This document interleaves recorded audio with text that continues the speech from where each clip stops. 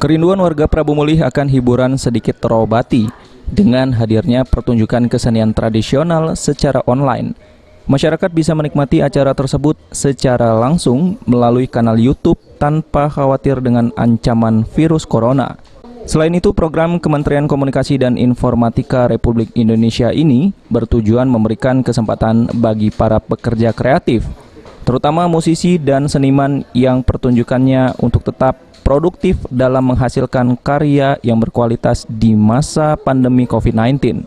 Wali Kota Prabu Mulih, Ridho Yahya, mengatakan sebagai warga negara yang taat aturan, seluruh kegiatan yang melibatkan orang banyak harus dilakukan dengan protokol kesehatan COVID-19. Seperti halnya pertunjukan kesenian tradisional yang digelar Selasa malam di Gedung Kesenian Rumah Dinas Wali Kota Prabu Mulih. Menurutnya, meski di tengah pandemi, seluruh aktivitas harus tetap berjalan, termasuk pertunjukan kesenian tradisional yang hampir vakum selama 8 bulan. Ini adalah program daripada Kementerian Kominfo, ya, Komunikasi dan Informasi. Jadi Prabu Mulih di Sumatera Selatan, ini Sumatera Selatan baru Prabu Mulih yang pertama kali. Jadi maksudnya, jadi kita apapun aktivitas, nah seperti yang saya sampaikan selama ini kan, apapun aktivitas, bukan hanya ekonomi, seni pun harus bergerak, tapi secara virtual, tetap menjaga protokol kesehatan.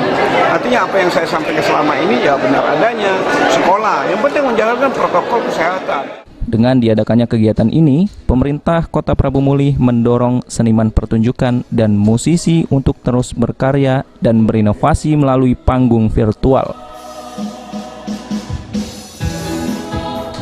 Beni Firdaus, PAL TV.